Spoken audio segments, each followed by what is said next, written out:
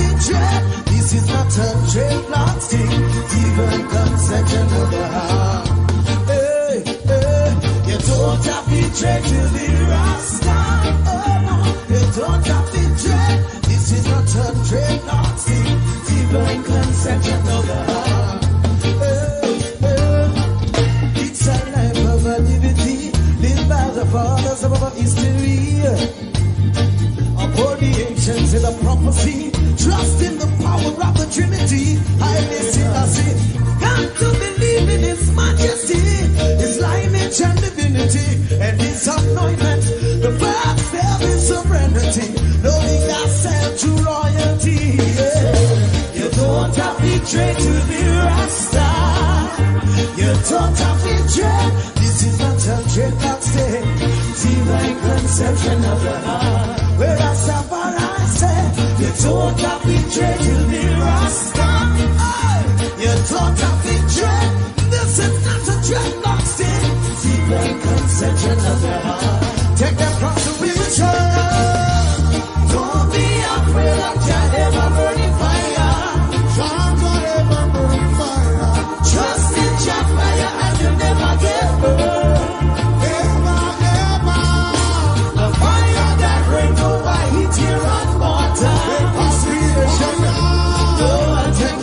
Touch your fire, wanna be Christ. You don't have to trade to be Rasta. You don't have to trade. This is not a dreadlock state. Divine conception of the heart. And the pastor just said, you don't have to trade to be Rasta. You don't have to trade. This is not a dreadlock state. Divine conception of the heart. Heritage flavor that people, yeah.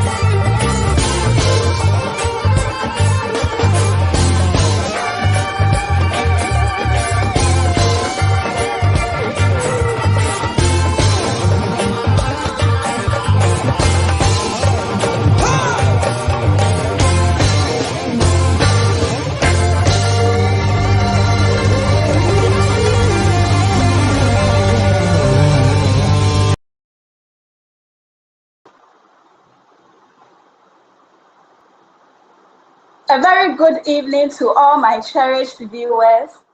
It's another wonderful Friday evening, and you are all welcome to another episode of Empowerment Hour, showing every Friday at 6 p.m. on Today Ghana News TV.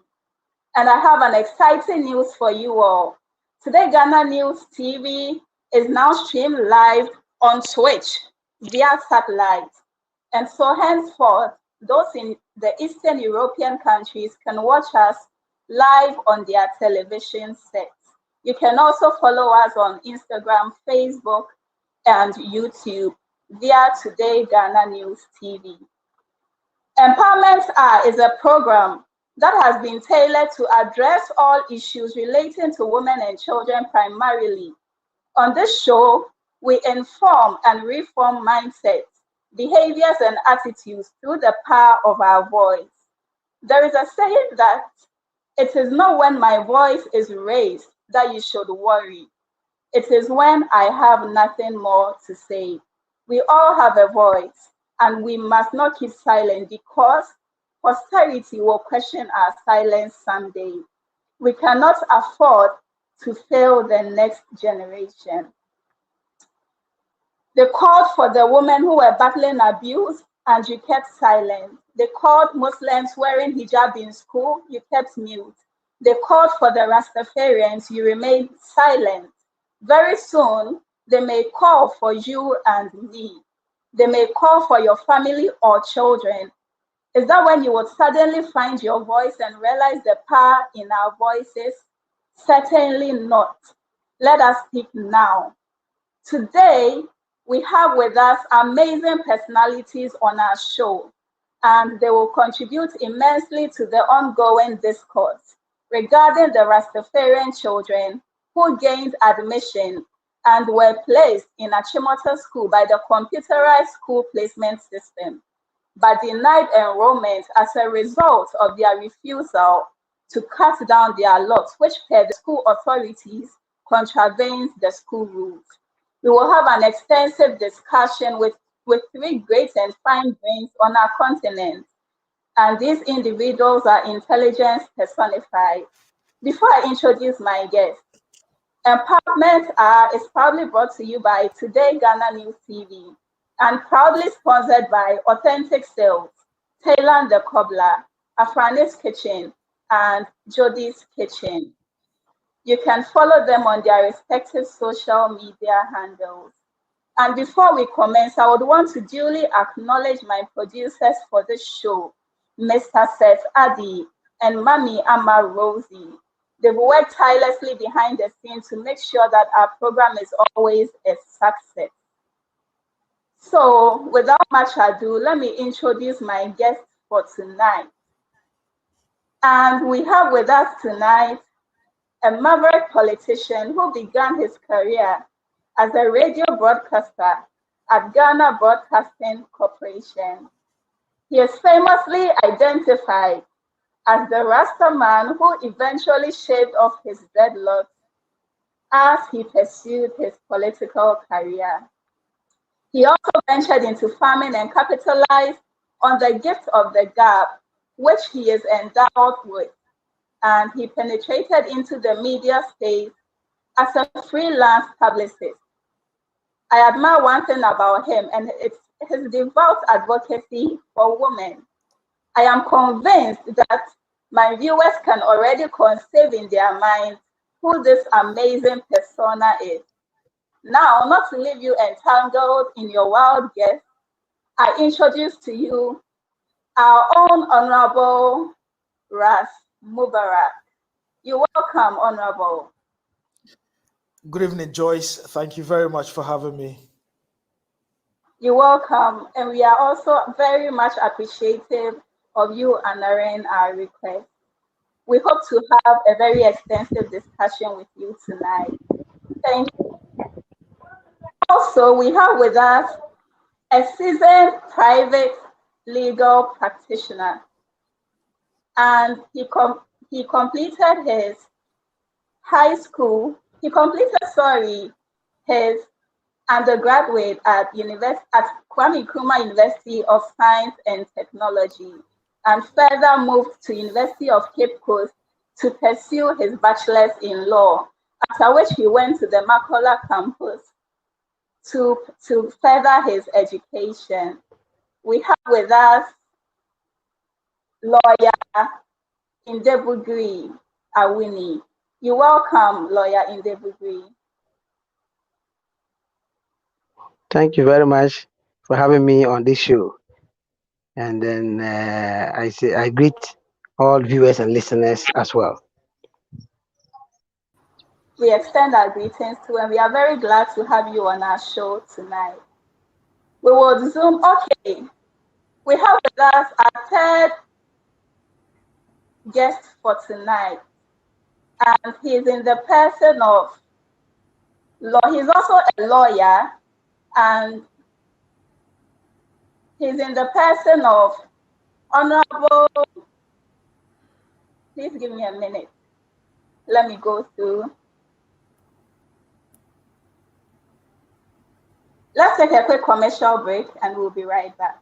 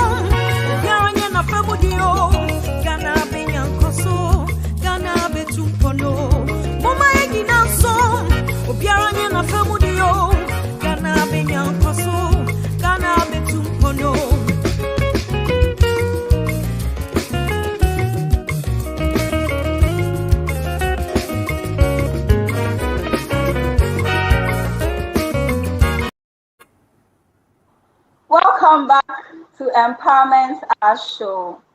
Okay, without much ado, let me introduce my third guest for tonight. And he's also an astute personality. He's in the person of lawyer Ali Dawood. He's a private legal practitioner who has taken to social media to express his initial opinions on this Rastafarian brouhaha. We will be taking his views on this show in a couple of minutes as well. You are welcome, Lawyer Ali Dawood.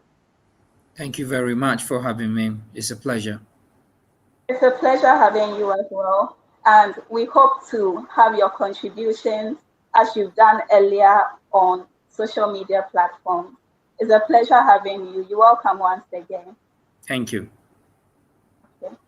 So my viewers, we will start with our own Honorable Ras Mubarak, because he has just a few minutes to spend with us and we wouldn't want to take much of his time.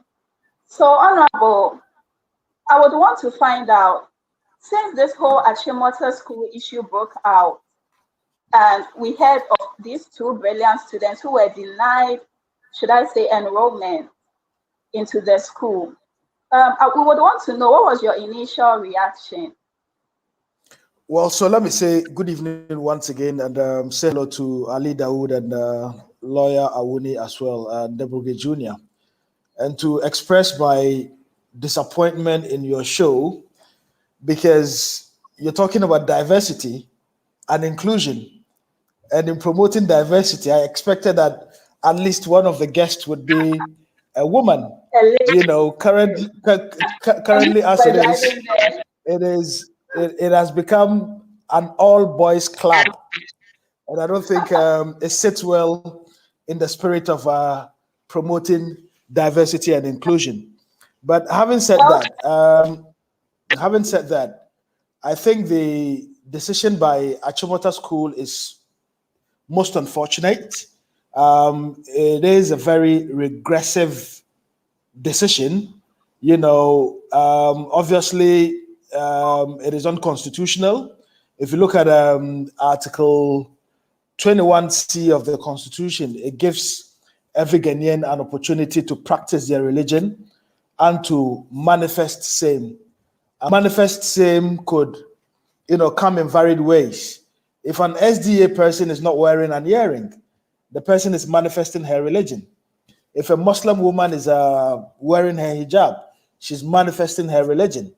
If a Rastafarian, and on the show, I'm sure there would be an opportunity to distinguish between Rasta and Rastafarianism. These are two distinct things, because it's not everybody who is carrying dreadlocks that is Rastafarian. So it is a violation of their constitutional rights.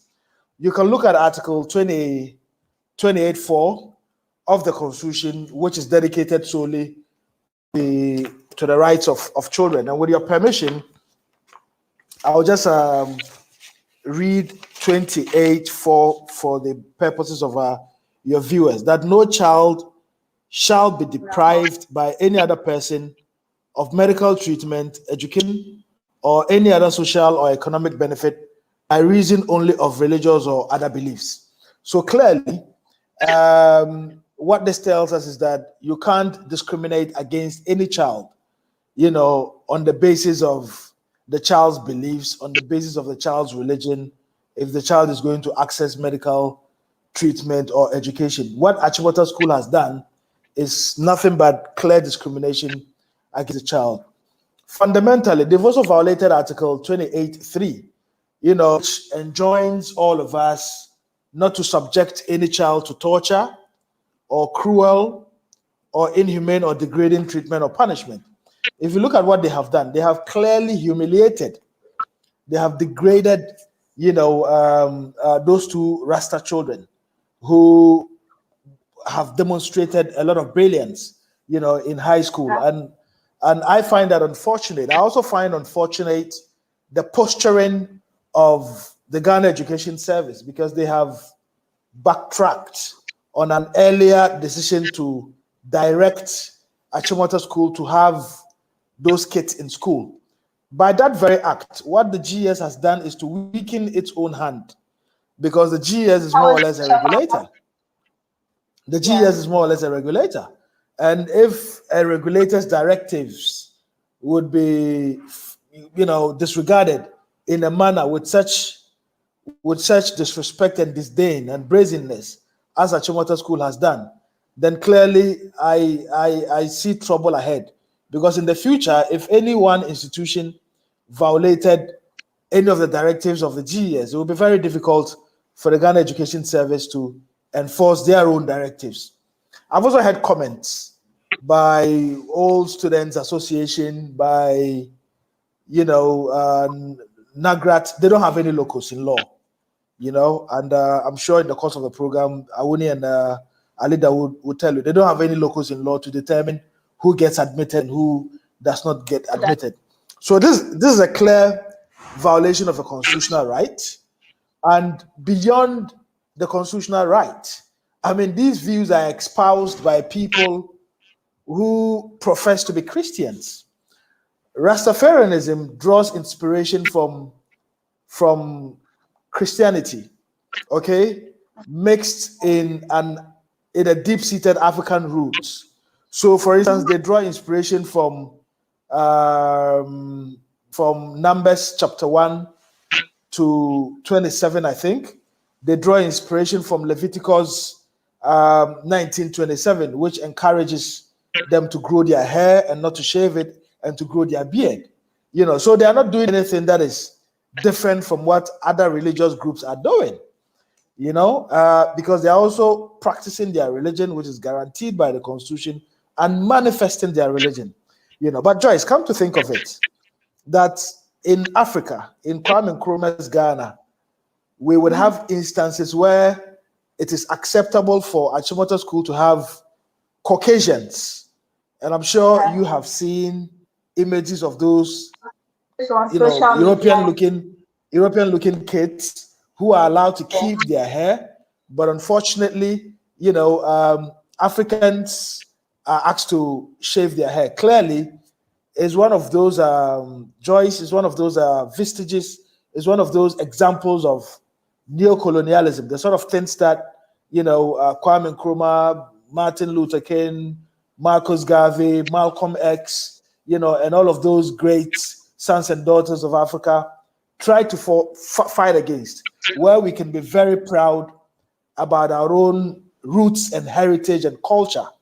You have an instance where we as Africans, all of a sudden, are beginning to give an impression that we are not proud to be Africans, that if you have dreadlocks, we don't accept or allow you in our schools.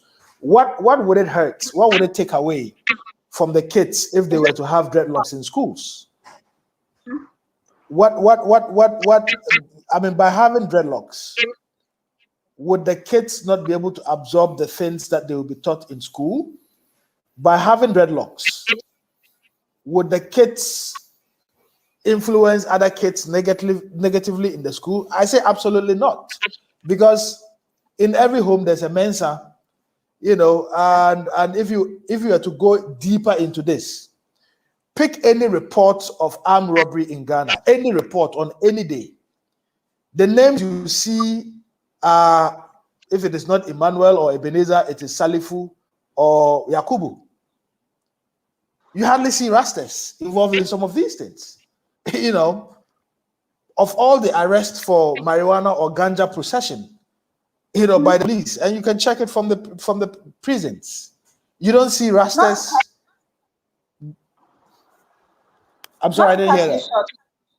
Cut you short, but Rastafarianism and weed smoking have been, meshed together, and a lot of people think once you are Rastafarian, then it means you smoke weed, and it's quite unfortunate that even in Parliament, I think from the first Deputy Speaker, Honorable Joe Osei-Wusu, he passed a comment yesterday attributing Rastafarianism to weed smoking. It's just quite unfortunate, and I'm glad you are hitting on that point. If you could clarify to and distinguish between the two for us, would be okay. Joe Osei-Wusu, the Deputy Speaker, is a friend of mine. I am at pains to understand why he would, on the floor of Parliament, make such sweeping statement on the floor of Parliament. I'm at pains to understand why he would generalize. Look, take Christianity, for instance. In Christianity, we have SDAs, we have Jehovah's Witnesses, we have Catholics, we have Methodists, we have evangelicals, and all sort of sects within the Christian fraternity. If you take Islam, you've got Sunnis, you've got Shiites, you've got Ahmadis, you've got Tijaniyas, and all sort of sects within Islam. Likewise, if you take Rastafari or Rastafarianism, within the Rasta fraternity, you have different sects. You have Bobo Shantis, you have Nyabingis, you have 12 tribes of Israel, and so on and so forth.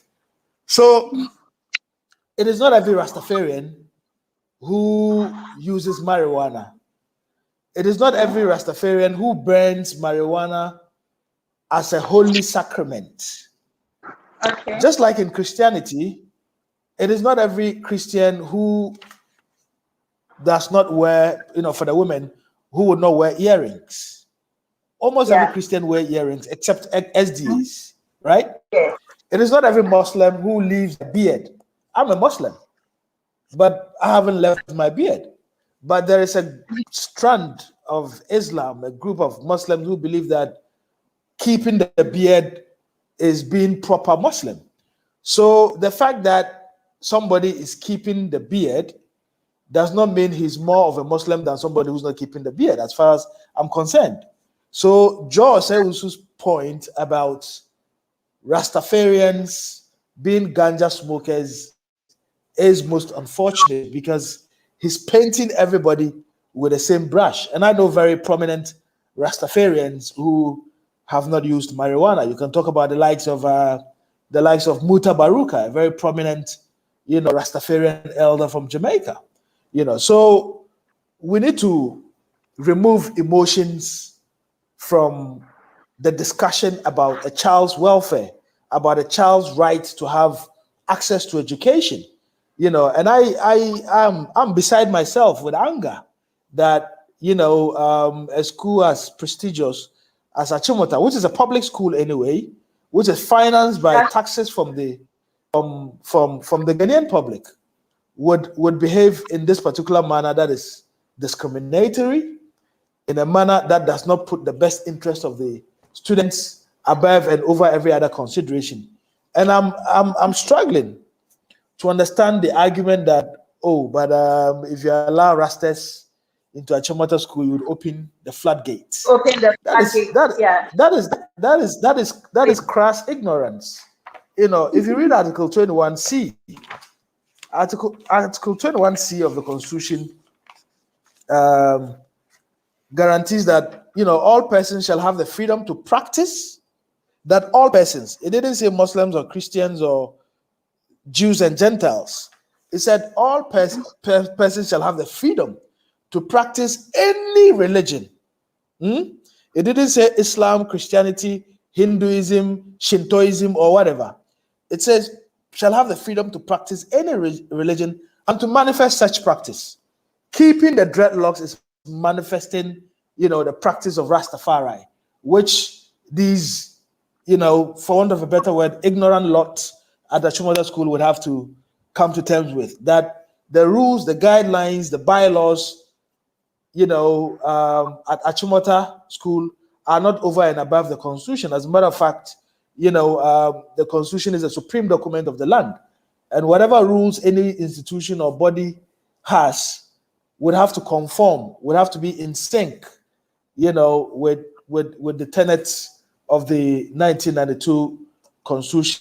I find it extremely strange that people would be making, some of these comments that are not informed, in spite of the fact that we are all Ghanaians and we all have a right to practice and to manifest our religion. What would it take?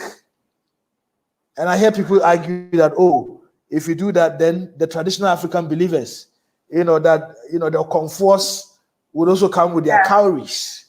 So what? And all that. Are they saying the Okonfors, the traditional, African believers don't have a right, their children don't have a right to an education in our country? Absolutely not. Because the Constitution guarantees that.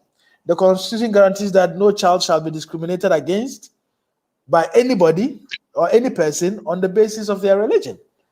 So for me, and it'd be interesting to hear what the lawyers would say, but for me, the best place to separate this one would be to test it in the law courts, to have the courts pronounce judgment on it. I hear that in the past there was a case at the High Court that went in the favor of Achimota School. I haven't seen the judgment, I haven't read it, so I'm unable to even discuss the competence of whatever petition may have been taken to the High Court that got rejected.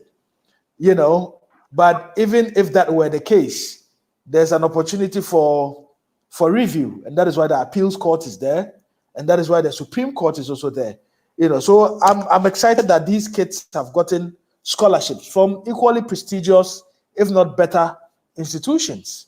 They've gotten scholarships for free tuition and the rest of it.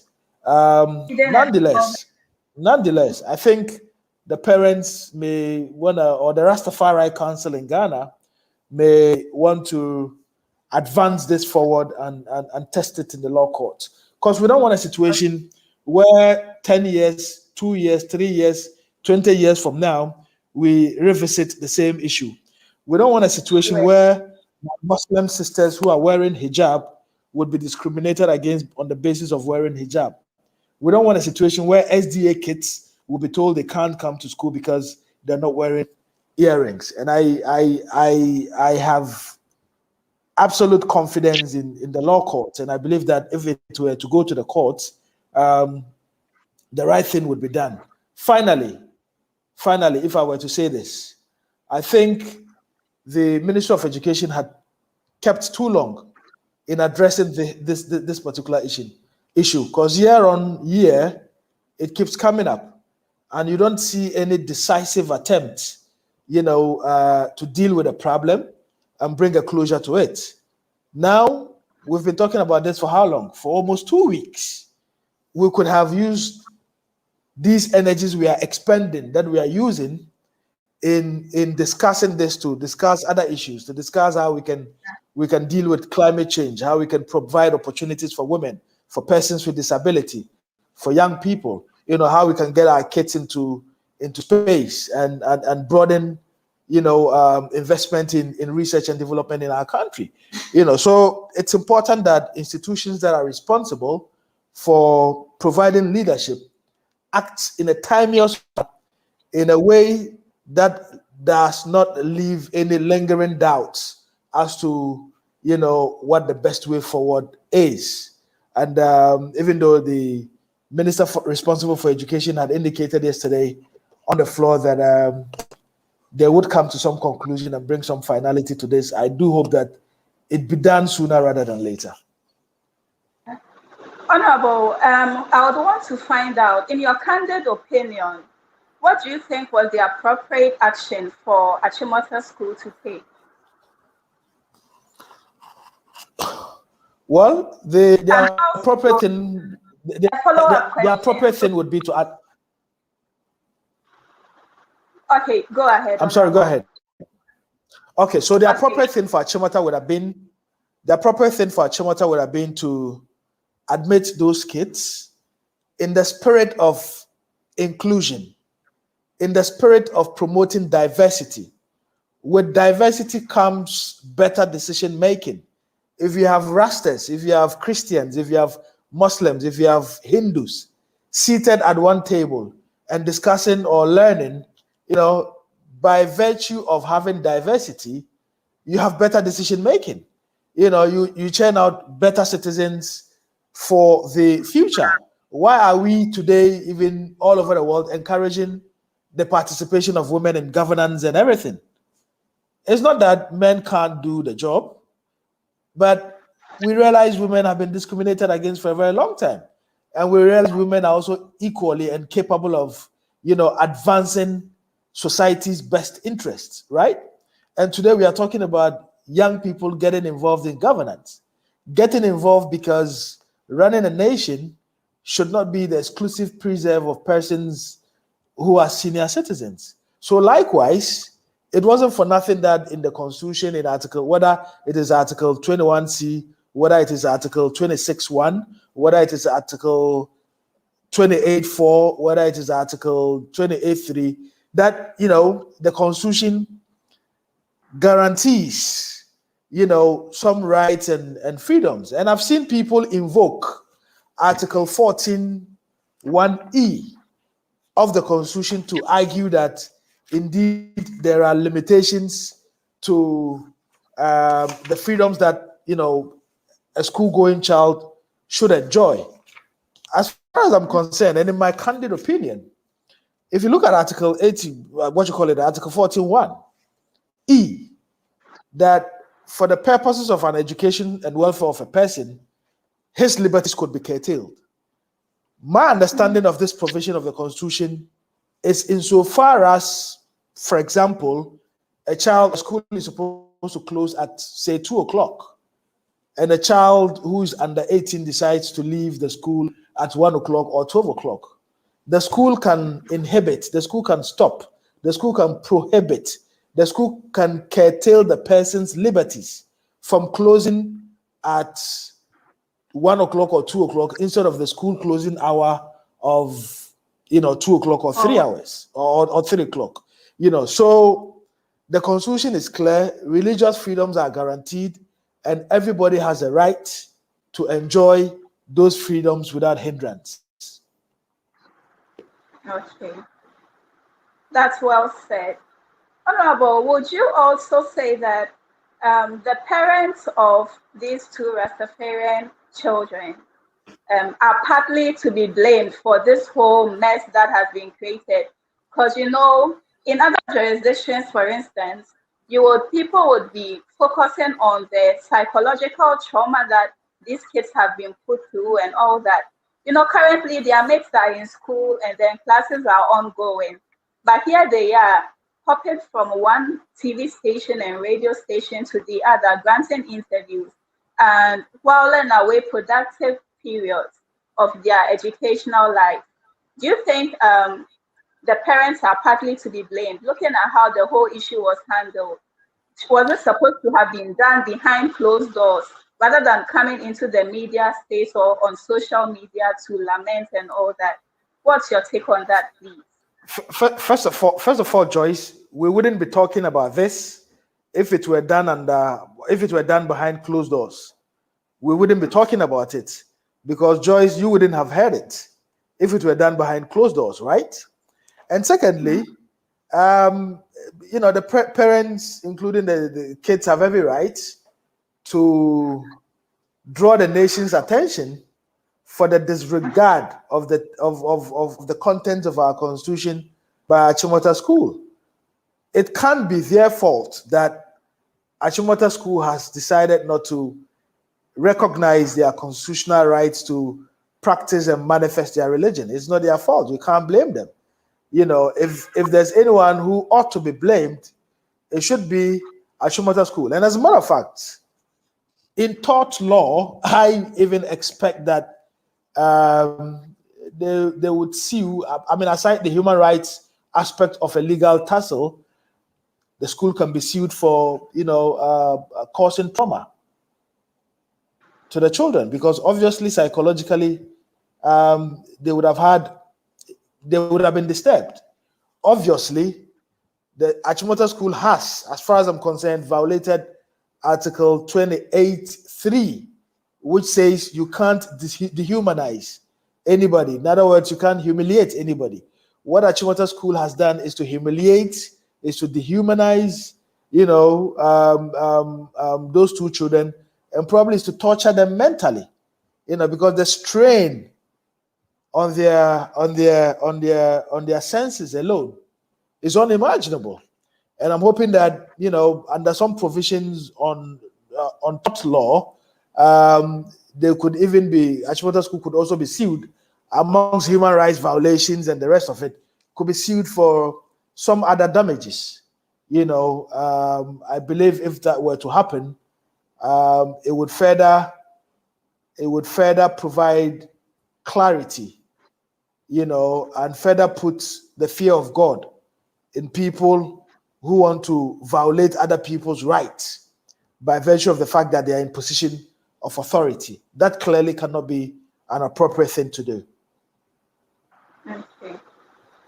Okay, well noted, Honorable. And also, some school of thought posit that being a Rastafarian is not necessarily that you would have dreadlocks. And so dreadlocks is not the only, should I say, cultural identity of a Rastafarian. It's what resides in the heart of the individual. Hence, they are asking that why wouldn't these kids compromise for just 3 years of their study period and rather concentrate on their education and go back later on to grow their hair? Why are they prioritizing their hair over education? Do you think is their right to practice their religion? The Constitution gives them that right to practice their religion. If you are SDA, and again, I'll come back to it. If you're SDA or if you're a Muslim lady and you wear your hijab, and somebody said you shouldn't wear your hijab to come to school, they are stripping you of your right to manifest your religion, and that is intolerable. Okay? Secondly, as I indicated earlier, there are various sects within Rastafari or Rastafarianism. Just as we have in Christianity, we have SDAs, we have Jehovah's Witnesses, we have Catholics, and so on and so forth. Just as we have in Islam, Tijaniyas, Ahmadis, Sunnis, Shiites, and so on. Okay? So there are sects in Rastafari or Rastafarianism as well. Now, as far as my understanding of Rastafari or Rastafarianism is concerned, when you take the Nazarene vow, you take it for a period, and you can refer to your Bible. If you take the Nazarene vow, it's for a period where you dedicate yourself to the worship of your God, where you live in piety, in supplication to the Most High, where you don't do certain things, where no razor shall come upon your hair, which include your face and beard, for the duration that you have taken the Nazarene vow. And that is why in Leviticus, that is what you get talked about in Leviticus 19:27, or in Numbers chapter 6, verse 1 to 20 or so. Okay, so yes, after the completion of the vow, you have to shave your dreadlocks according to the laws of Nazarene, the Nazarene vow. Some other Rastafarians hold the view that they want to keep the Nazarene vow for the rest of their lives. So until they are dead, they don't want to come near a dead body. They don't want to have a razor come upon their faces and the rest of it. You cannot take that right away from them. Now, and you see a lot of discrimination in our society. As a young person in the 90s, I wanted to join the army. And guess what? I was told I couldn't join the army because I was too short. That is the level of discrimination. I mean, it gives you an inkling. It gives you an idea of how much we have discriminated against persons. As if to say being in the military is only by one stature. Look at the size of the commander-in-chief. I mean, I'm probably slightly taller than the commander-in-chief of the Ghana Armed Forces. And if he can be commander-in-chief, who are the authorities, running our, army, to say that a short person like myself can't be recruited into the army? So all of us would have to put our shoulders to the wheel to fight these acts of discrimination, against minority groups, against vulnerable people, against women, against persons with disability, against young people, because it's not just about Rastafarians. It is also difficult for young people to get their legs in the door. If young people finish school and they are looking for opportunity, look at how the difficulties they go through. If they are women, bosses sexually harass them, before they want to give them an opportunity to work. I mean, these are things that are happening in our society.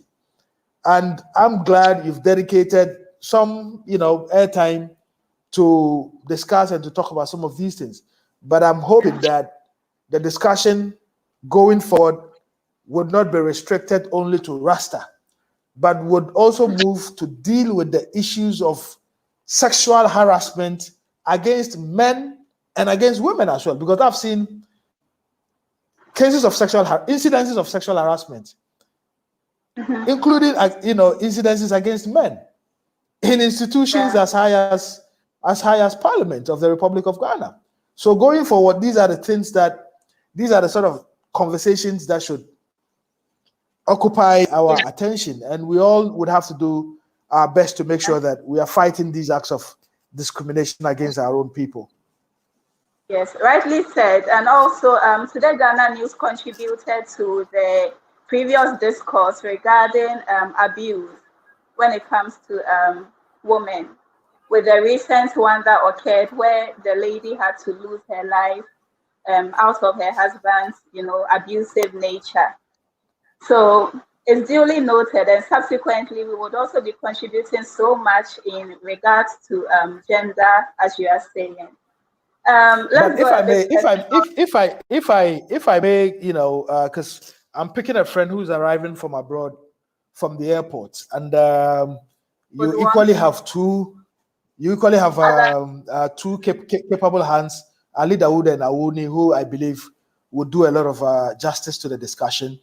So, with your kind permission, if you have any final question to ask, I'll be happy to answer it before I take leave of you. Noted with thanks, Honorable. We appreciate your time, and we would want to ask you our final question. What do you recommend for the family of the students, and also which group of people or which institution or which body do you think should intervene in resolving this whole issue finally? So there are a lot of actions that can be undertaken. One of the actions that can be undertaken is for the parents to pursue this in the court of law. Another action or option is for the Ministry of Education through GS or GES, because GS can't come to Parliament directly. So GS through the Ministry of Education can, can bring to Parliament for some regulation, secondary legislation to be done to curtail some of these things going into the future. But I'd also recommend for the family of these two brilliant kids to also consider having some counseling for the kids who may be traumatized by the whole experience of having to stay out of school as a result of this incident or this situation that has occupied the attention of the nation all this while. Yeah. Well said, Honorable, and we appreciate you for coming on the show tonight. Despite your busy schedule, you still made time for us. And with the little engagement we had with you for a period of 1 hour, at least I'm very much convinced that our viewers and our audience have had their mind's eye opened to some of these issues regarding inclusiveness and diversity. And I hope going forward, we would all open up and be more inclusive in our dealings with people, especially the minority groups in society. We thank you once again for being with us, and we wish you all the best in your endeavors for tonight. Have a great evening. Thank you very much. Have a good evening. Thank you, and have a nice show. Thank you. Bye. Bye. All right, so we still have with us our two other amazing personalities who are legal pundits and very versed in their field of expertise. Let's take a quick commercial break and we'll hear the views of our two other amazing panelists.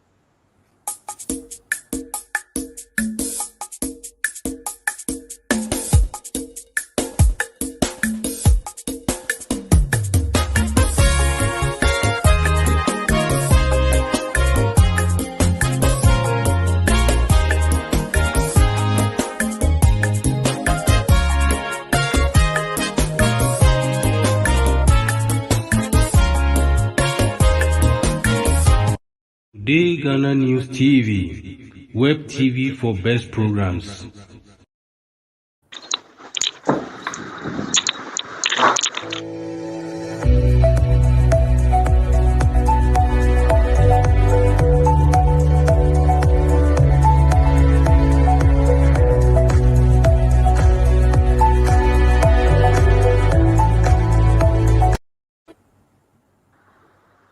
Welcome back to Empowerment Hour, and without wasting much time, we would want to take the views of our other two amazing guests or panelists for today's discussion. I would want to start with Lawyer Dawood. Okay, so Lawyer, please, we would want to find out from you. Do you think with all this brouhaha that has gone on in the past 1 week plus, do you think it's a breach in the constitutional rights of these two kids? What do you have to say regarding the constitutional aspect of this whole issue? Thank you very much. Before I say anything, I'd like to state that I'm also for the diversity call. I think that women ought to be represented. I would nonetheless not fault you because I have no idea what went into your editorial policy. But whatever goes into the consideration of who appears on your show should do well to include women. There are very intelligent lawyers who are women out there who can also make contribution. We apologize for that, and we hope it wouldn't happen again. Yeah. Absolutely. Now, I don't think that the society is confused or is at the point of disagreement when it comes to whether or not there are constitutional violations as a result of the Achimota school rules. I think that is a settled question. What I think appears to have been lost on some of us is that people seem to underestimate the effects of what is being done or the harm that is being caused to this very innocent student. You see, it is not for nothing that when you read our Constitution, 1992 Constitution, there is a whole chapter dedicated to fundamental human rights. And to me, that is very, very paramount. The reason being that prior to our independence, a group of nations came together somewhere around 1948, and they put in place things that they think would put the society, by that I mean the world, on a civilized path. And to achieve that aim, they passed what we call the Universal Declaration of Human Rights. And in those provisions, you find that our constitutions, adopted sometimes verbatim into our constitution. That is to show you how important these rights are. And for the 1992 Constitution to make this right very fundamental, it is not up to a private institution to make less of it. Now, bringing this point home, anywhere, anytime you see a constitution talking about a person shall not be discriminated on the basis of race, nationality, religion, political opinion, these definitions or these elements that feature in the basis of why discrimination should not be meted out to anybody came from this Universal Declaration of Human Rights. If you like, you can attach it to the UN Charter. It is to emphasize that whenever things are happening in your country, do not think that you live in an isolated environment and therefore the world cannot see. The reason this opinion is false is because it's actually the world through the UN that gave you those provisions that, hey, do not discriminate against people. And that is why today the definition of who a refugee is includes the same element. When you read who a refugee is, it is the same thing. It's somebody who is running away from his country with well-founded fear based on his nationality, religion. This element cut across everywhere. You go to the United States, the same thing. You go to the UK, the same thing. So for Achimota School to simply have an internal rule that can dismiss such an important rule that Ghanaians did not just sit in parliament to make, but came all the way from the UN Charter, came all the way from the United Nations Universal Declaration of Human Rights. It is an important rule. I can't resist emphasizing this point. It is the only way that we see the harm that Achimota is causing. And to say that, oh, we have our private institution, the schools have rules. You see, even before you argue that, oh, Achimota is being funded by public funds, even before you make that argument, which is a valid argument that I support, I want you to pause for a moment and draw your mind back that by whose standard is Achimota asking the student to conform to? Whose standard? Everybody in Ghana is pretending that the issue at stake is not about the domination about one religion. And to me, that is worrying. And that is why I took pain to draw emphasis on the genesis of this freedom of religion, because it did not just find its place in the 1992 Constitution. It was as a result of concerted effort to be in conformity with global standard. So you don't sit in Nachimota and say you have an institution and you have rules. Therefore, when you say they should cut their hair to conform to which standard? Whose standard? The Constitution said religion ought to be allowed to be practiced and manifested. When the person says, this is symbolic of my religion, this is how I manifest my religion, this hair is part and parcel of my religion, and then you go about still insisting in the very flagrant way that, oh, I don't care, you have to cut your hair. What rule are you conforming to? Is it the Constitution? Is it the Constitution? Sorry for interjecting. When we know that every other rule is subservient to the supreme law of our land. Absolutely.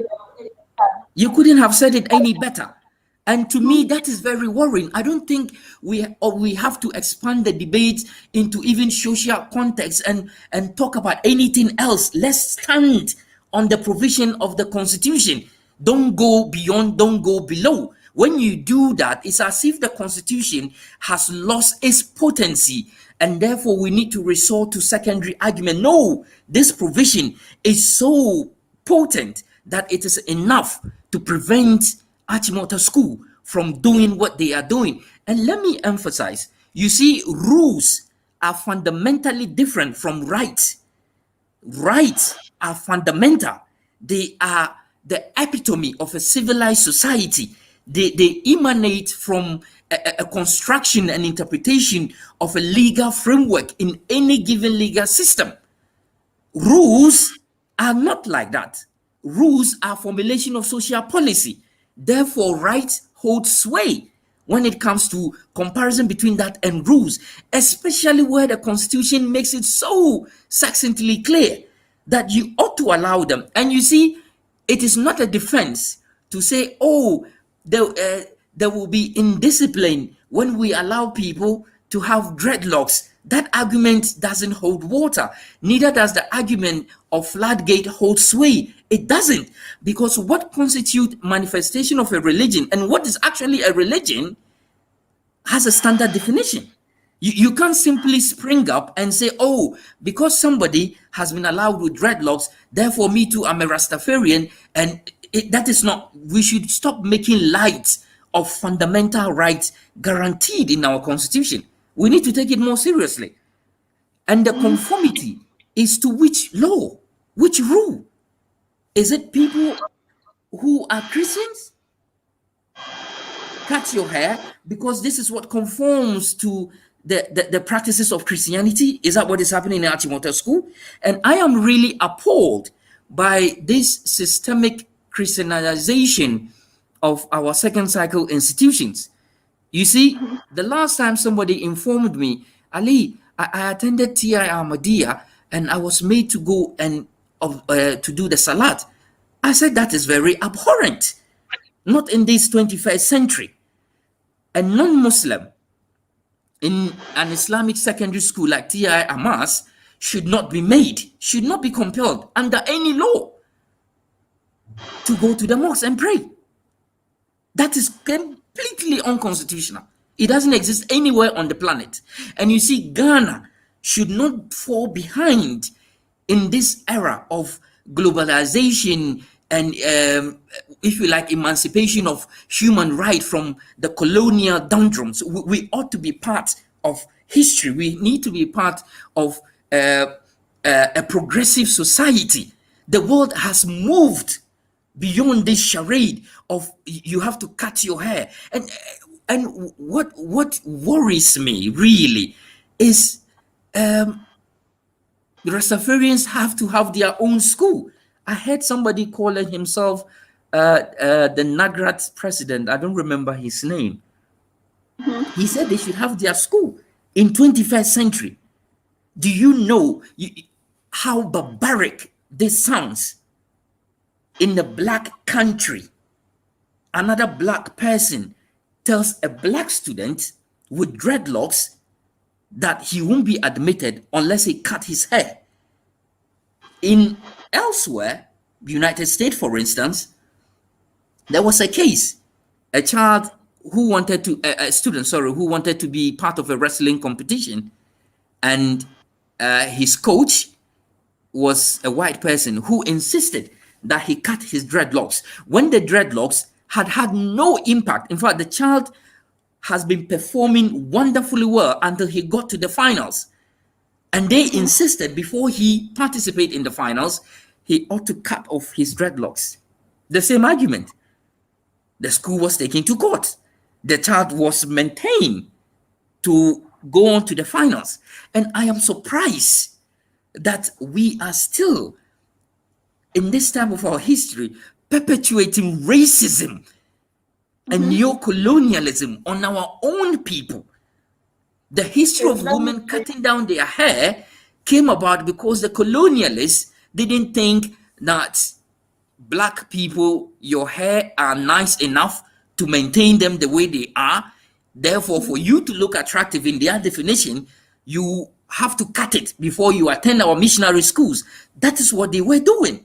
And I'm surprised that our institutions have inherited this obnoxious policy and still perpetuating it. Yeah. I am very surprised. Achimota School, of all schools, should not be doing that. And people are falling over themselves looking for a defensive argument. Oh, this is a school. If you can't cut your hair, don't come. We are building a very destructive society. When to uphold a person's human right is now. Oftentimes, people think that anytime there is resistance to enforcement and observation of human rights, we have to resort to the court. No, the court is the last option. When we keep going to court anytime there's small resistance, it means that the law has lost its efficacy. But the law must be allowed to work. The court is the last point of resort. Government has an enforcement obligation. Government must see to it that the provisions of the 1992 constitutions are obeyed. It is government fundamental responsibility. And to also hear about the old student quoting Article 14, and I don't know who advised them. The whole of Article 14, in case they may have missed that, is about freedom of movement. It has nothing to do with what Article 25, Article 26, or Article 28 talks about. Let me read for emphasis. When you read Article 25, it says, Article 25:1, all persons shall have the right to equal educational opportunities and facilities with the view of achieving the full realization of that right. Now, Article 26, Clause 1 says, every person is entitled to enjoy, practice, profess, maintain, and promote any culture, language, tradition, or religion, subject, of course, to the provision of this constitution. But what is more potent for the purposes of the discussion is Article 28, Clause 4. It says no child, and this provision is specifically for child rights. It says no child shall be deprived by any other person of medical treatment, education, or any other social or economic benefit by reason only, emphasis on only, of religious or other beliefs. Who made Achimota School a Christian school? Who made Achimota School a Muslim school? Who made Achimota School a non-Rastafari believer school? And that somebody can just sit somewhere and come out with an obnoxious, outmoded policy, which is completely not in sync with our modern day constitutional practices, and insist that somebody goes against their religious tenet just because they want to attend Achimota School, a right which the Constitution has already given to him. Constitution has already given that right to them. among all the exceptions, when you read a constitution that allows certain right to be derogated from, going to secondary school is not one of them. There are instances where, for purposes of national security or for purposes of health reasons, certain rights will be derogated. In other words, there will be exceptions to the application of those rights. None of them, including going to school. And simply because the headmistress or the headmaster has no appetite and gets very offended when they see people of other religious persuasion, they have to compel and coerce them into abdicating those faiths so that they will be part of a community. And who defined that community to be a Christian community? I don't understand that. Are we building a one state, a one religion state for Ghana? Is that what we're doing? And that is why I always love the Kenyan constitution. It is very clear there, very clear, that there will be no state religion. And Christian religion is not the state religion of Kenya.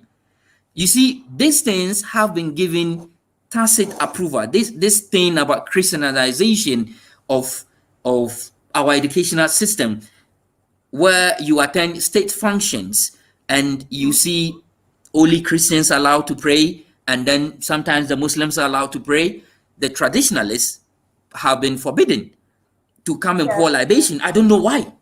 I don't know what constitutional practices we are implementing, and so it goes from there. Of consent. Yeah, so that's how it starts. So state functions sponsored with public tax, and they call Christians to come and pray, and then sometimes closing prayer, you see an imam, you know, who does a closing prayer. You never see representation of any other traditional African religion being allowed to manifest their faith. No, I don't know why. And so it goes through the system. Of course, we know the missionaries built the secondary schools, but government has since co-opted the schools. And once that process has undergone government occupation, it means that this becomes a public institution. And you should know that you do not also have the right to build a school and say, as for my private school, I am only admitting Christians. You don't even have that right. So those saying that build a school for Rastafari believers doesn't even exist. It's a non-starter. What you can do, or what the Constitution allows you to do, is to have a Sunday school, or like what the Muslim call the Makaranta, the Islamic school, to teach religion, about Islamic religion.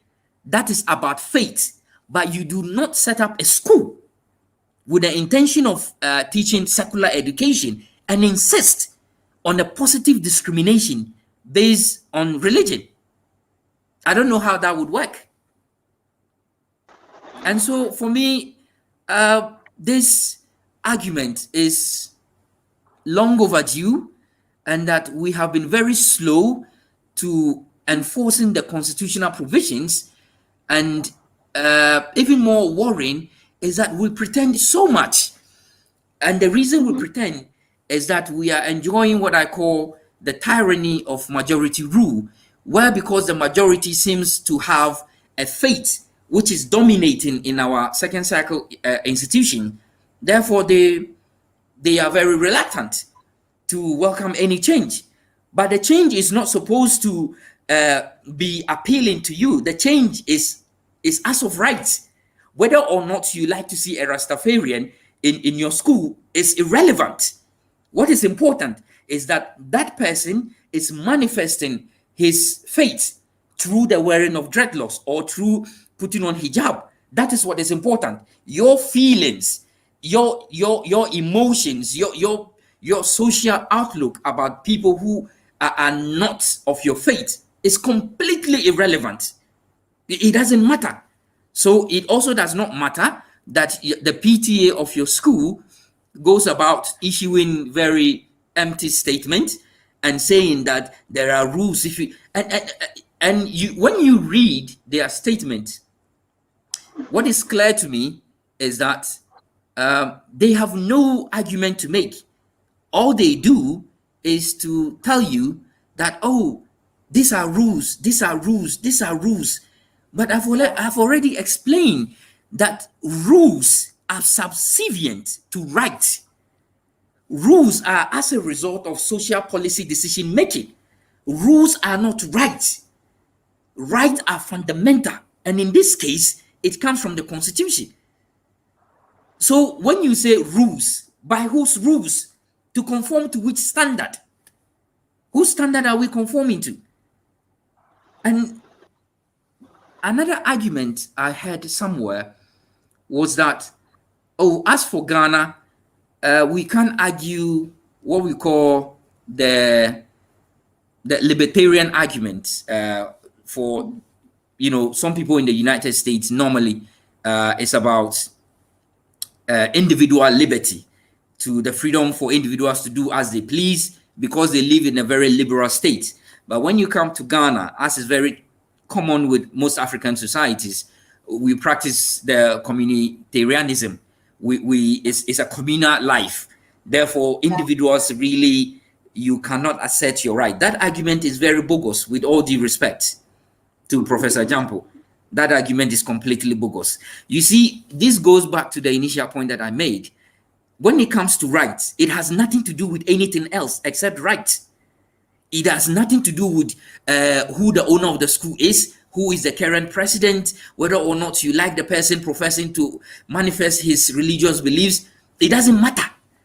What is important is that he has accrued those rights, and that right ought to afforded him, which already has been given through the Constitution. And so argument about we don't know where they are coming from, they will change our society and they will breed in discipline. First of all, there is no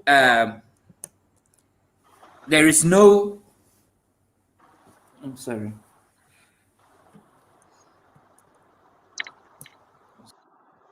Okay, so I think Lawyer Dawood is off. Let's read some comments, and I'm sure he would get back to us. My producers, if you could kindly project some of the comments that came in the course of the discussion. Okay, Ama Adiza says, great show. Thank you, Ama. Thank you for the compliment. Ama Asantwa also says, who makes the rules and what justifies right? How can they coexist? From Ama Asantwa. Sani Baba says, they are just hypocrites and tribalistic. They want to bring problems to their families. So this is very, very funny. Okay, my producers, please. I think I saw other comments as well. Ama Santua is here again, and she says, civilization has made us to see traditional practice forbidden, same as they have made us to see polygamy as a crime, but homosexuality as sin. This is from Ama Asantwa. Joseph Elom Aka says, Rastafarians have different levels, and as one goes deeper, one needs to cultivate and adapt certain beliefs. That's a great one. And nice program. This from Yusuf Patel Nelson. Okay. Vivian Insia says, Joyce Ohenewaa Kwapong, add another woman next time. Gold Hat or Bashira to Kamal Muslim could have well balanced this panel. Well noted, Vivian Insia, and we apologize for the gender imbalance on today's program. This is not typical of Today Ghana News, and it's just the first time. It's rather unfortunate that we've taken due notice, and in our subsequent programs, we wouldn't repeat the same mistake. Kwaflex says, well done. And Sani Baba comes again to say, it's good seeing this kind of program, so our leaders will learn from. Absolutely right. We learn, relearn, and unlearn daily. Sani Baba comes again to say, good job done. Thank you so much. I think we've taken enough of the comments, and we would want to hear the views of our other panelists, Lawyer John Indebugri Awini.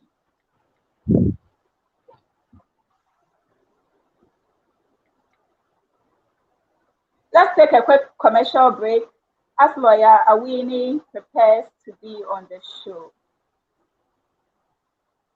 A quick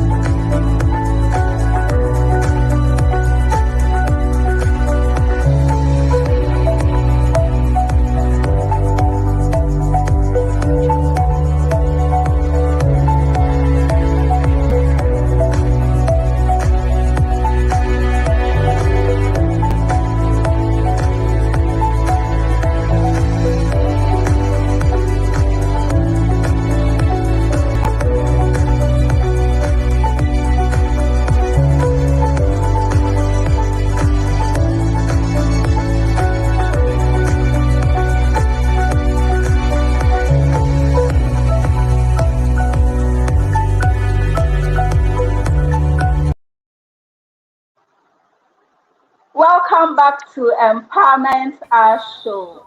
Okay, so we have Lawyer Ali Dawood with us once again, and I want to find out his expert opinion on this issue. I'm not a law pundit yet, and I wouldn't want to commit myself. So I would want to ask you, we usually hear that a person's rights can be limited or curtailed when he or she is less than the legal age of 18 years. And it happens that these young boys fall under this category. Can we say that the provisions in the Constitution of our land regarding their right to education can be thrown to the dogs because of this limitation? Thank you. I think that's one of the misconceptions that people seem to have, that once they are below 18, they are under the guardianship of their parents or whoever is legally allowed to do that, and therefore they dictate how they live their lives. But you see, that argument is not an exception to what we will call some of the derogations allowed under the freedom to manifest religion. It is not all the freedoms that exceptions have been allowed. For instance, there is right to life. Whether or not you are an adult, there's right to life, but there are exceptions. We can't allow you to leave when a competent court of jurisdiction has found you guilty of murder for which the sentence is death, let's say by hanging. That becomes an exception to the constitutional provision. And where they say liberty, how you move, let's say, I think Ras Mubarak has spoken about that. You know, normally if you go to school, you are free to move about. And let's say you are in the boarding house, your liberty becomes limited. And the jurisprudential argument for that is that you, as an individual who had the power to determine your own movement, you have decided willingly to surrender that part of the power to the authorities of the school to have that control and exercise it over you. So you've agreed that I now have given my power to the headmaster. Let me use that as an example. Headmaster, tell me when to sleep, tell me when to study, tell me when to go for dining. You, the individual, have agreed to do that. That is if you're an adult.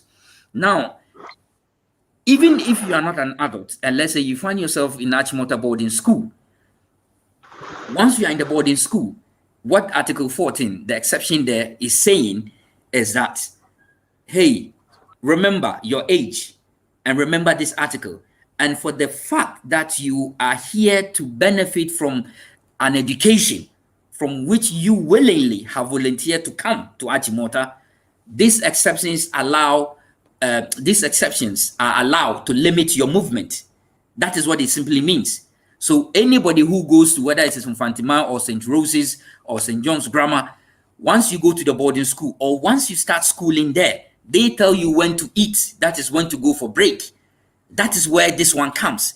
But whether or not you should remain a Muslim or be forced to become a Christian has no exception. Okay. It doesn't matter if you are a baby. Once you have said that I am a Muslim or I'm a Rastafari, that is it. There is no school rule that can change or that must change your religion unless you have decided to say that. It doesn't matter whether you are 10 years old. The school has no power to change your religion. It simply doesn't exist anywhere in the Constitution. So those people ought to be very mindful. This attempt to cite Article 14 as a defense and also as an exception to the freedom to manifest and practice one's religion is absolute balderdash, to be very mild. And I find it very unfortunate because the people who were advancing those arguments are well-educated people. I don't know if any of them is a lawyer, but I find it very troubling because for those who do not pay attention to details would be flying around with this argument. Hey, see, he says, hey, Article 14E, for the purpose of education or welfare, a person who has not attained the age of 18 years, blah, blah, blah. Oh, you have surrendered your rights. No. It is about movement, to control your movement. And anybody who reads the Constitution as it ought to have been read, you always read the Constitution in whole. Otherwise, you won't make sense. You have to read it in whole, not in bits and pieces. If they had only taken the trouble to read the whole of Article 14, they would understand that it is not an exception to the right to practice and manifest one's religion. It's about your movement. It talks about even somebody, you can even be a Ghanaian if you are coming into Ghana. And we think that by coming into Ghana, you pose a high risk to the safety of Ghana. Certain measures have to be taken to restrict your movement into coming to Ghana. You understand that it has nothing to do with religion. So those exceptions don't allow, yeah. So I think one of our major problems in this country is misinterpretation of the law. I think most of us just around the law and then we just take it in bits and pieces without taking the whole thing or taking it as a whole. And it has cost us a lot, but we hope we'll get there. I hope so too. Okay. Yeah, we surely will. It's a matter of time. Okay, so let me also throw this question at Honorable Indebugri. No, did I just say Honorable Lawyer Indebugri? Sorry. I would want to find out from you that do you subscribe to the school of thought that Achimota School is setting a bad precedent after blatantly defying the initial order from GES? As we all know, Achimota is a public institution and they fall under the Ghana Education Service. So it's incumbent on Achimota School to adhere to the directives of their umbrella body. But here we have Achimota defying the orders, or should I say the directives that GES initially brought. What's your take on that?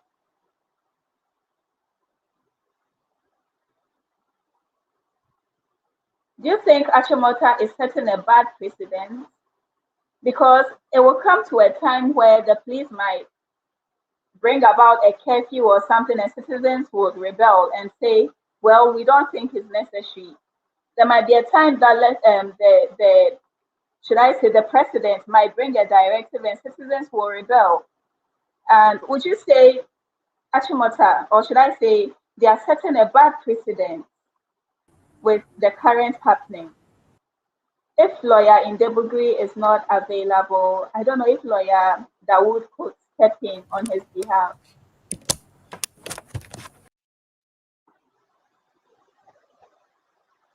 Okay, let's read some comments. Ama Asantwa says, who made Achimota School a Christian school? Exactly my question throughout the week. I mean, Achimota is not a faith-based institution. It's a public institution.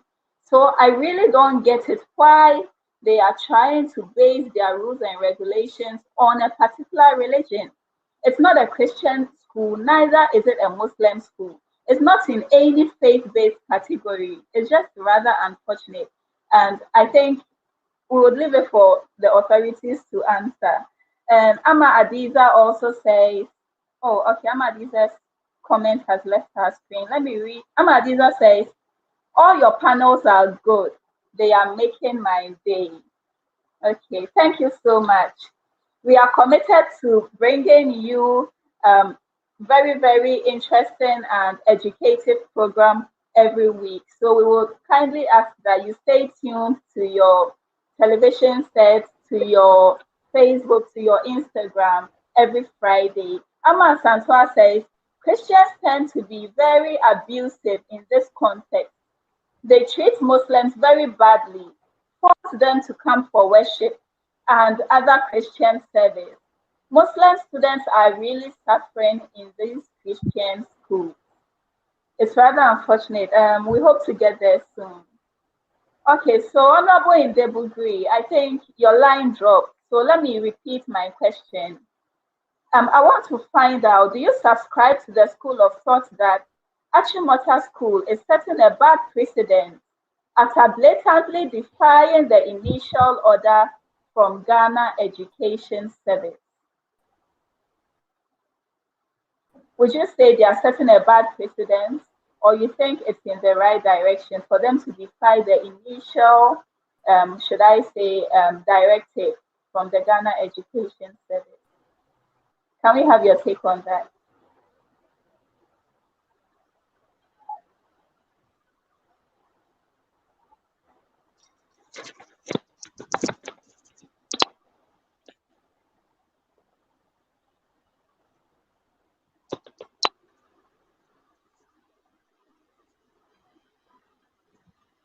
Let's take a quick commercial break and we will be right back.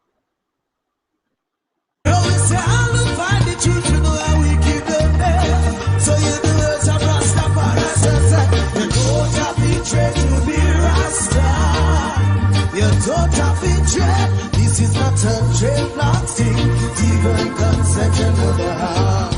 Hey, hey, you don't have to dread to be Rasta. Oh no, you don't have to dread. This is not a dreadlocks thing. Good evening to this program. Yes, I would want to separate religion from the law. And I will begin by saying that the argument that Rastafarians or those who keep Rasta hair are.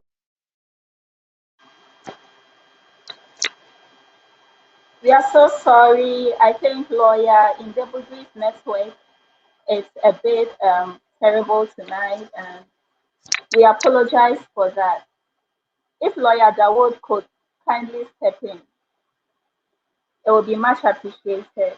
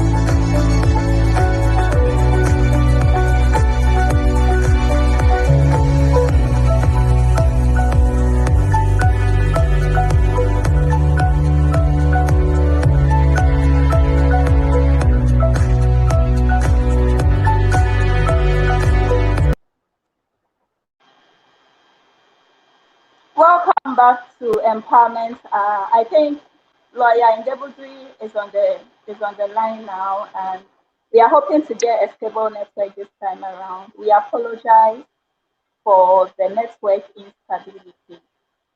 Can we hear your views, Lawyer Uni? Or would you want me to repeat the question, please?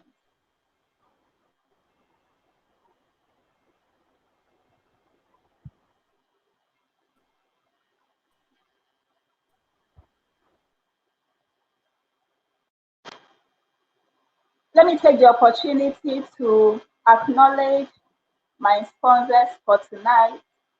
And I would want to say a big thank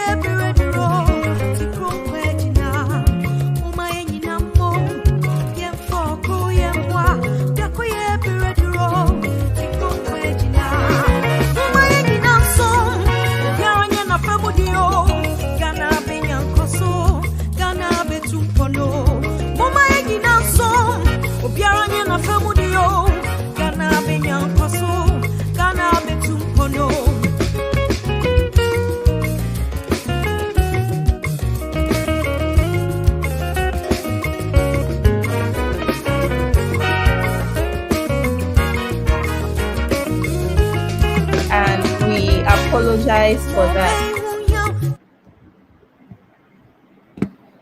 We apologize for the network instability for tonight. I think both panelists have had their network down, and we hope it gets back soon. I think Lawyer Indebugri is on the show now, and I don't know, would you want me to repeat the question, please?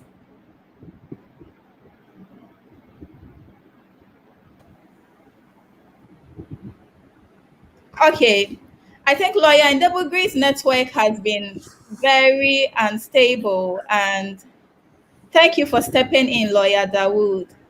I would want to find out from you, would you say that Achimota School is setting a bad precedent, looking at their defiance, or should I say they blatantly defying the initial directive from the Ghana Education Service? You know, I am not sure that the blame should be on, let's say, Ghana Education Decision. Yeah, because what I despise most is that when it comes to argument of trampling on people's fundamental human rights, it shouldn't take DES knee-jerk reaction as a reminder or as an instrument of policy to ensure enforcement. It's as if the right is some ordinary issue that we are talking about. We are talking about the very essence of existence of somebody, because that's what religion is. People believe I live because I believe in Jesus Christ. I believe because I live because I believe in Almighty Allah. That's the Africanian society. That is how they live because of their faith. And to be treating that with press statements, and there will be a counter press statement from the PTA. I mean, the PTA doesn't even have any locus in determining who goes there. Of course, they may exert certain influences in terms of building, making contributions towards the maintenance of the school, but that in no way gives them a say in terms of the administrative decision-making policy as to who we admit or not. I don't see them having that power. Okay. Now, the problem with what GES is doing is funny, because I think they later withdrew their initial instruction, or trying to give an interpretation to suggest that, oh, we were not reminding Achimota to do what is right, but we were merely saying something. I didn't understand what they were doing. If Achimota is violating the constitution, as it has done in this case, with so much impunity, DES should be very bold, with no apology to anybody, absolutely none, in making sure that they do the right thing. And for those who say we applaud Achimota for standing up to DES because they are resisting bullies, and you see, that argument is as troubling as it is for those who were opposing the motion tabled for our independence. That is how I feel. Precisely. Like, I can't imagine why would anybody be so excited about such a backward, retrogressive thinking in 21st century. We applaud a school that insists that cut down your hair when there is no correlation between academic intellect and your hair. And there is no correlation between how much time you spend in combing your hair, in tying it decently before going to class, with how better you perform. There is no correlation. In fact, if anything at all, when you look at the history of academic performance for those who were in the private schools, I mean, arguably, they tend to do better, with better facilities, with better teachers, well remunerated, and all that. And these were people from GIS, and the schools, Morning Star. They keep their hair. They do all sort of that about things. And all that. Exactly. And there is no scientific data, there's no empirical study that has proven that, oh, because they spent that much time, it has impacted.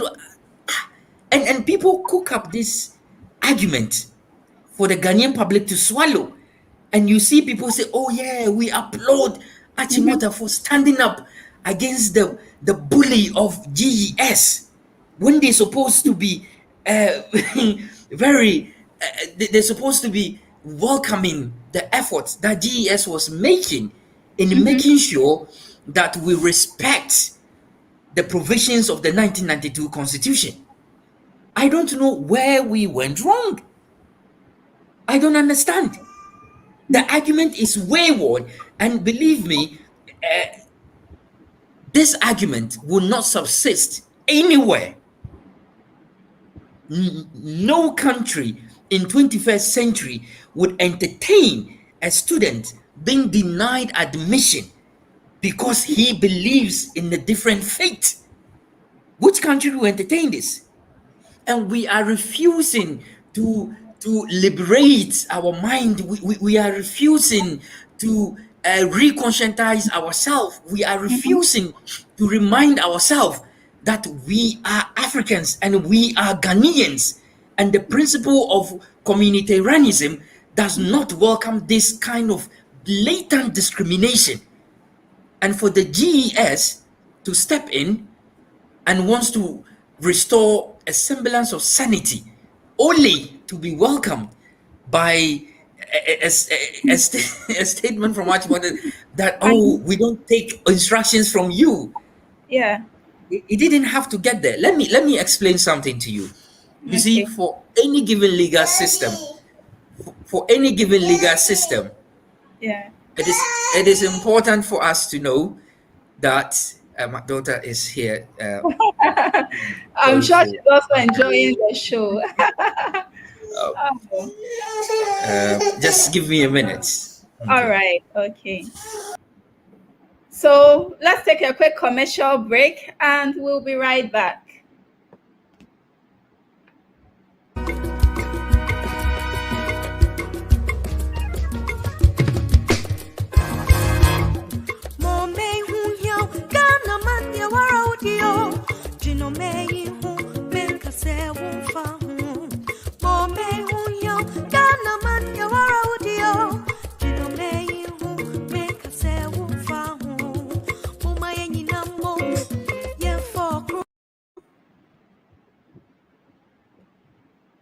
Welcome back to the show. Let me take the opportunity to acknowledge the efforts that my producers have invested in making this show a very awesome one. Mr. Seth Addy and Mami Amma Rosie, thank you so much for working tirelessly behind the scene to enable us enjoy this program through and through. We've had a very challenging network this evening, but you have been very awesome behind the scenes to put things in place to make sure that everything goes on smoothly. We appreciate and we are very grateful. Lawyer John Indebugri is on the show, and we hope that this time around the network wouldn't fail us one more time. Lawyer Indebugri, you're welcome. You're welcome once again. Okay, so I think Lawyer Dawood is back, and I don't know if you would want to continue with your earlier submission, or we should move to a different question. Yeah, I like to do that. You see, for every or any given society, a government has an obligation, and in these obligations, there are different tiers of that obligation in terms of observing human rights, or any right for that matter. Now, the first obligation of the government is respect. And at this level, we call it the primary obligation. Now, this primary obligation entitles the government to make sure they put in place structures and facilities, or they enact laws to ensure that the individual, which is the citizen, gets to realize their own potential. Now, the secondary part of that is to protect against the infringement of this right from a third party. Now, before I go to the third one, it is important to emphasize that the first two that I stated, the one which is the respect of those rights, government through GES ought to ensure that headmasters and headmistresses of secondary schools do not convert our second-cycling institutions into some religious occult society. They shouldn't do that. If you are a headmaster and you are a Christian, it doesn't mean you have the authority to turn the Christians to turn the school into a Christian faith. That is not your responsibility. Now, or if you are a Muslim for that matter, you do not do so. The second one, which is most important to me and which falls in all angles with regards to this discussion, is that the government owes it, and actually it is its responsibility to ensure that the individual's right is protected against a third-party infringement. The reason this point is very important is because oftentimes government becomes the same institution that violates the individual's rights it ought to have been protected. But in this case, and as the second tier of obligation of government to observance of human rights is a third party. So that should make government's job easy. Normally, it's difficult if it is government. Let's say they arrest a political opponent and they put the person in jail without due process, without fair trial. And it is the same government that you have to go to make sure they do what is right. And therefore, there is delay. You can talk about conflict of interest. But this is a third party. It should be extremely easy for government to call Achimota to order. It's so simple. It is so simple. Unless the government does not view this as a very critical and fundamental issue, so strong enough to warrant its intervention. And that is my fear. And that the Ministry of Education, as the overall boss of our educational institutions, is still silent. This issue is not even shaking the fundamentals of the Ministry of Education. I am surprised. Of all things, this should get the attention. This should get the attention. Do you think, and in my view, this is the best test to apply in terms of determining equality of response? If this guy were to be a Christian attending a school that, say, used to be a Rastafari school, a faith-based school, and then government through incorporation has taken control, and they insist that we want you to conform, and the Christians being the majority in Ghana, what do you think will happen? And to me, that is a real test. It's the real test. And I call it the tyranny of majority rule. Just because certain opinions are in the majority does not always make it right. And if you doubt that, cast your mind back to apartheid. The majority in parliament, even though the majority of the people in the country were not in support of that, who were the blacks, but the majority in parliament, who were the whites, said, oh yeah, we think people should be segregated based on their skin color. And then the white is a superior race, and that is a good law, and that is a positive law, enacted through the South African parliament. And guess what? They were represented at the UN. South Africa is part of the 4 original countries that were part of the UN prior to the 1950s. South Africa, Egypt, Ethiopia, and one other country. And yet this government was a government of apartheid that was seriously trampling upon the rights of the indigents who were in the majority. So if you sit there and say majority carries the vote, and that by the principle of popular sovereignty, those who have enough votes carry the day and therefore make the decision for us, you are grossly mistaken. You do not analyze human rights in that context. For human rights makes no admission of who is in the majority or who is in the minority. Human right, as the name sounds, is simply a human right. By the mere fact that you are human, you don't have to prove anything else. That right accrued to you is automatic. And that is why it's human right. Gone were the days when the so-called civilized countries... Give me a minute. All right. Let's take a quick commercial break, and we'll be right back.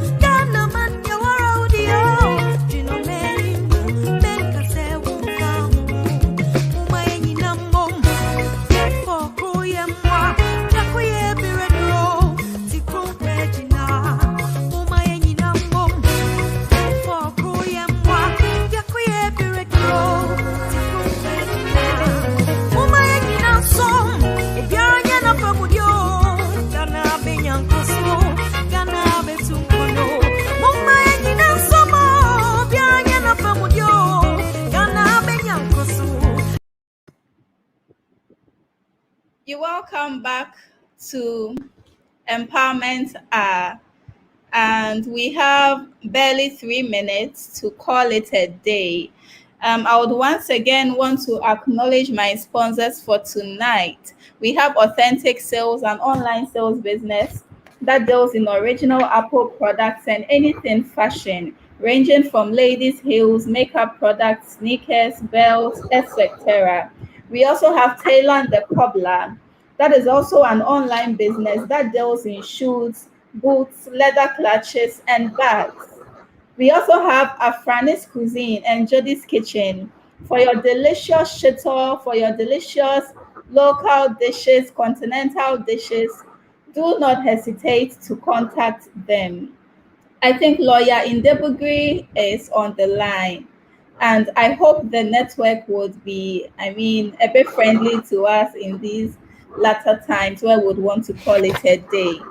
Lawyer Indebugri, can we please have your final words in general concerning this whole Achimota dreadlocks brouhaha? Can we have your final words in general? Okay, generally, I would want to say that the decision of the Chimota school to deny the students of admission on the basis of their hairstyle called Rasta is most unfortunate and unconstitutional. And I will Okay. demonstrate why. Because if you look at the very preamble of our constitution, that is the 1992 Constitution of Ghana, you notice that from the very beginning, it reads that we, the people of Ghana, in the exercise of our natural and inalienable right to establish a framework of government which shall secure for ourselves and posterity the blessing of liberty, equality, my emphasis, equality of opportunity and prosperity. My emphasis, I will not, because of time, I will not be able to read the whole lot. But you Okay. realize that equality here is where I'm emphasizing. So Yeah. to deny these students is to treat them unequally because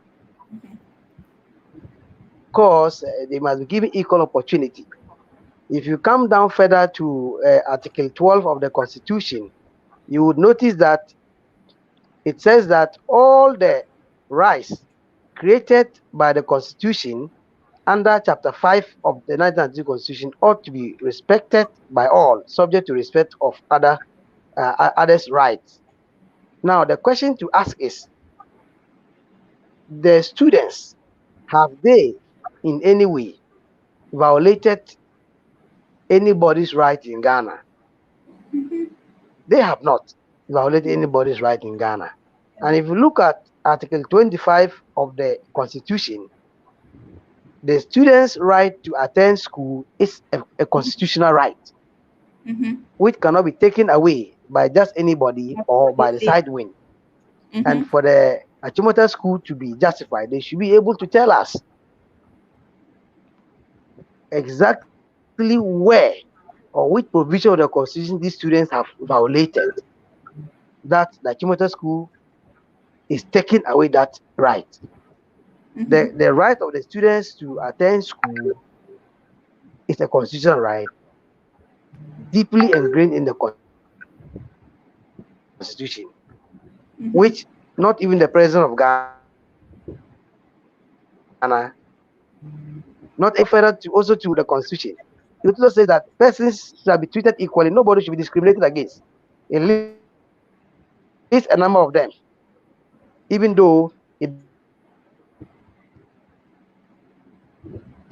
does not list Rasta or Hester end, meaning that it is not closed. And the draft of the Constitution at the time could not have envisaged that today we're having this problem at hand with Achimota School denying other students admission on the basis of their hairstyle. So I'm seeing Achimota School, their decision to be placing more on form over substance, which should have substance over form.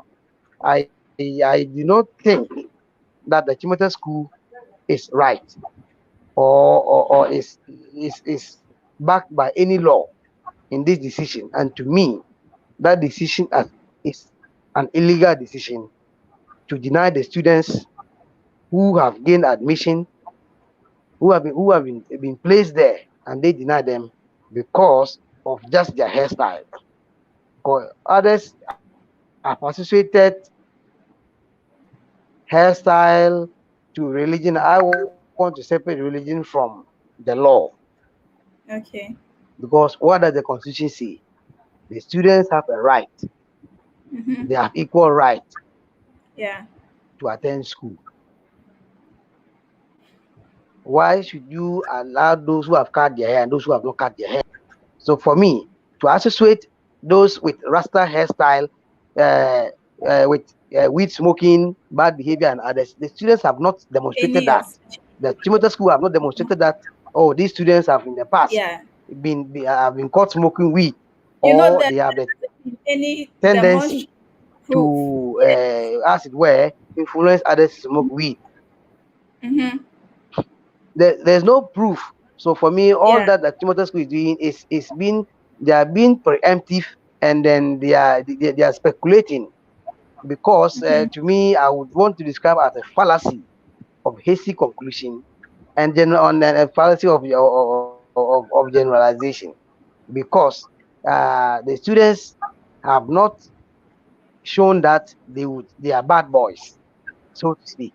So you cannot And just look at the person's appearance and say, you, if I look at your hairstyle, I think you'll be a bad boy, yes. and for that matter, I will not admit you.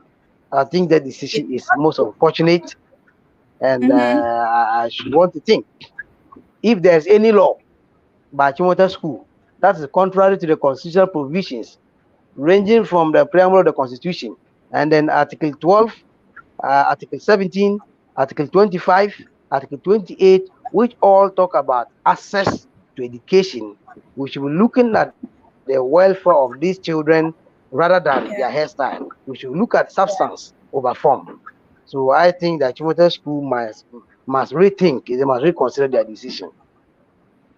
Absolutely. Otherwise, I would want to advise the parents of these students to proceed to the Supreme Court for an interpretation and enforcement of articles 12, 17, 25, and 28, and then probably 23 and 296. And I'm sure that the Supreme Court would want to lean favorably towards these students and their parents. So for me, that is my simple take on that. Rightly said. My producers have given me 10 minutes more, and we've exhausted 4 minutes of the time already. So we have 6 more minutes, and I would want to have your take on this. It has been established in a society that too much freedom is counterproductive. Are you of the view that these Rastafarian children or these Rastafarian students are asking for too much, or you think otherwise?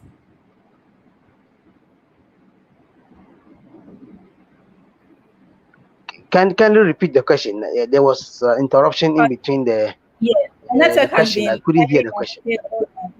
Yes, sorry about that. I'm saying, society, or should I say, it has Yes. been established that too much freedom is counterproductive. And are you of the view that these Rastafarian students are asking for too much, or you think otherwise? Did you get my question, please?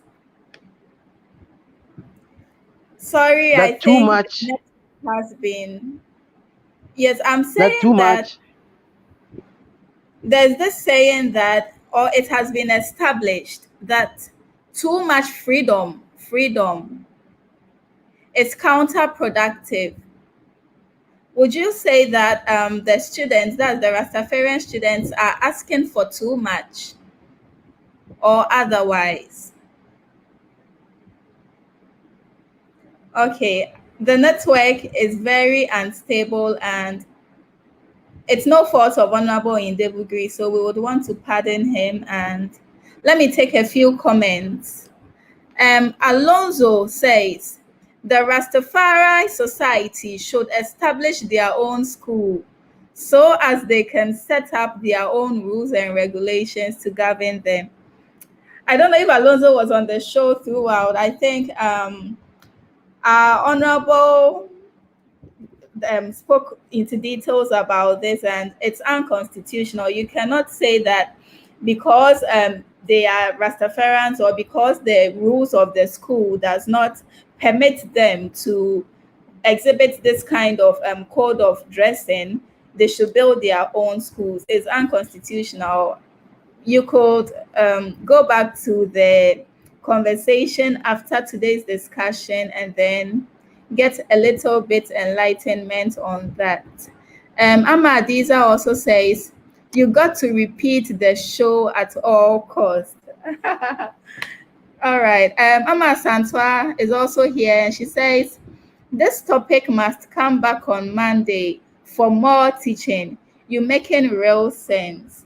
Thank you, Ama Santwa. It's rather unfortunate that with this particular show, we are always live just on Fridays at 6 p.m. to 8 p.m. We hope to extend our tentacles very soon. Thank you for the comments, and I think time is already fast spent, and the internet stability is also not very favorable. So we would want to call it a day, and I would ask that you join us every Friday at 6 p.m. on Today Ghana News, the web TV for best programs. Thank you for your audience, and we hope to see you same time next week. Have a wonderful evening. It's me, your host, and it's me, your host, Joyce Ohenewaa Kwapong, and it's been lovely having you on today's program. Have a wonderful and wonderful evening. Bye-bye.